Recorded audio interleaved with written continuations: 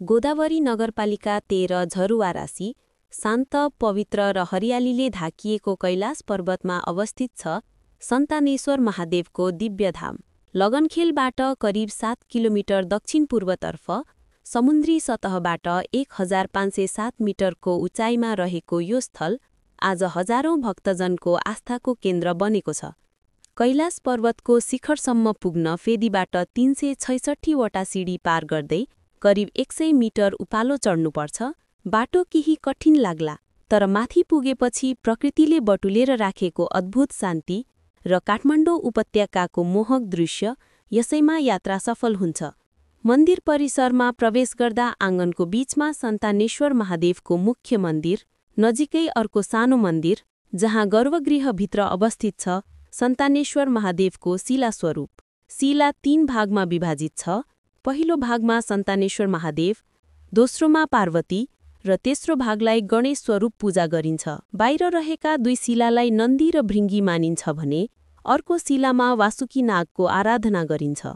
धार्मिक ग्रन्थ अनुसार सतीदेवीको अङ्ग पतनको क्रममा ओंकारेश्वर क्षेत्रमा उनको उपल्लो ओठ पतन भएको विश्वास छ। यही शक्तिपीठको प्रभावस्वरूप मातृका देवी, पूर्णोदरी योगिनी र सन्तानेश्वर महादेव उत्पत्ति भएको मानिन्छ। जनविश्वास अनुसार पौराणिक कालमा 12 राशिका देवताले यही स्थानमा झरी शिवजीको आराधना गरेका थिए, त्यसैले यसको नाम झरुवारासी भएको विश्वास गरिन्छ। द्वापर युगमा श्रीकृष्णले सन्तान प्राप्तिको कामनासहित यही शिवजीको तपस्या गरेका थिए र त्यसपछि प्रत्येक पत्नीबाट 10 छोरा र 1 छोरी प्राप्त भएको किम्वदन्ती प्रचलित छ।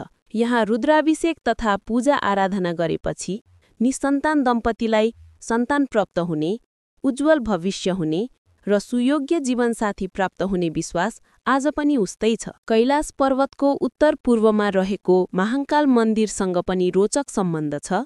किम्वदन्ती अनुसार प्राचीन समयमा यही स्थानबाट विवाह, व्रतबन्ध तथा उत्सवका लागि आवश्यक भाडाबर्तन प्राप्त हुन्थ्यो र आज पनि महाकालको ढुङ्गाको छिद्रमा कान थापेर सुन्दा ती भाडाबर्तन बजेको आवाज सुनिन्छ भन्ने स्थानीयहरू बताउँछन्। करिब 15 रोपनी क्षेत्रफलमा फैलिएको कैलाश पर्वतलाई धार्मिक तथा पर्यटकीय गन्तव्यका रूपमा विकास गर्न यहाँ विभिन्न फलफूल र जडीबुटीका बिरुवाहरू लगाइएका छन्। हाफिँदै चढ्दै गर्दा उकालो कठिन लाग्ला, तर शिखरमा पुगेपछि मनमा आउने शान्ति, आँखाभरि आउने उपत्यकाको दृश्य र आत्मालाई शुद्ध पार्ने दिव्य वातावरण सन्तानेश्वर महादेव धामलाई जीवनमा एकपटक अवश्य अनुभूति गर्नुपर्ने आध्यात्मिक शक्तिस्थल बनाउँछ। सन्तानेश्वर महादेव स्थल आस्था, पौराणिकता र प्रकृतिको अद्भुत सङ्गम हो। आजलाई यति नै।